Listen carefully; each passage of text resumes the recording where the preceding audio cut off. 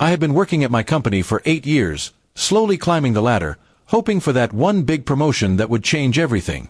My wife, Sarah, had always been supportive, at least I thought she was. She'd often encourage me to put in extra hours, saying it would pay off for our future.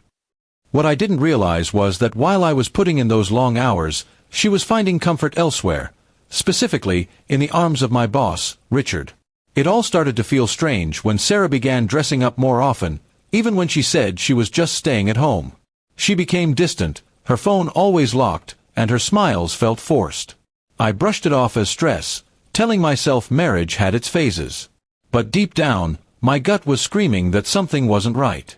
One Friday, I was told to leave work early because of a last-minute client cancellation. It felt like a blessing, more time to surprise Sarah with dinner and wine.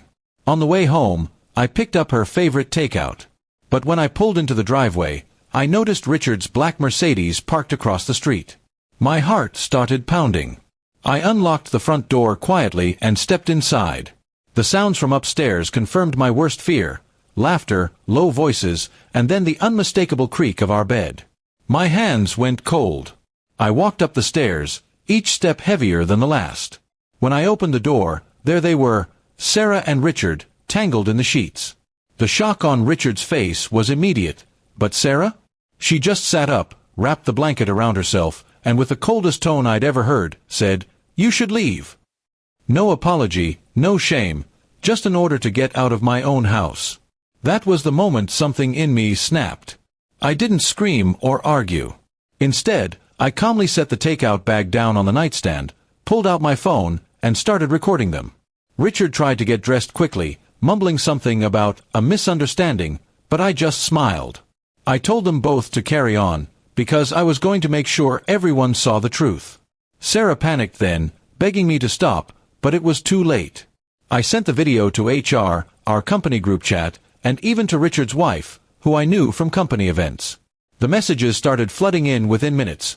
Richard was fired before the day ended, and Sarah's social circle collapsed overnight. But I wasn't done. Since our house was in my name and I had proof of her infidelity, I filed for divorce and had her served the very next day. She had to move out within a week, and I made sure she left with nothing but her clothes. Her friends stopped talking to her, her reputation in town was ruined, and Richard's career was over. I later learned that Richard's wife took him for everything in their divorce, leaving him in debt.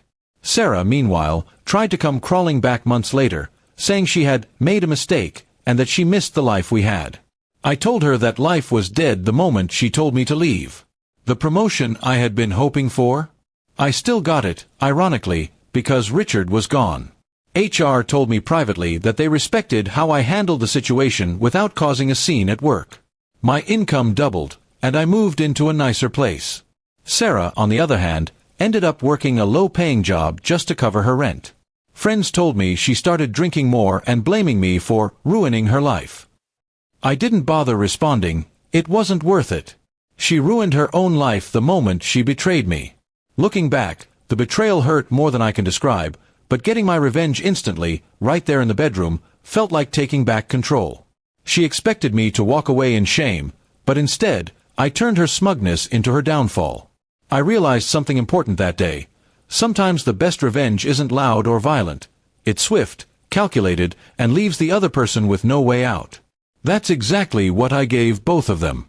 Now, whenever I think about that night, I don't feel pain anymore. I feel relief. Because the moment she told me to leave, she handed me the power to destroy the lies they'd built. And I used it without hesitation. The funny thing, I never even got to eat that takeout. But in the end, the satisfaction of what I did was far more filling.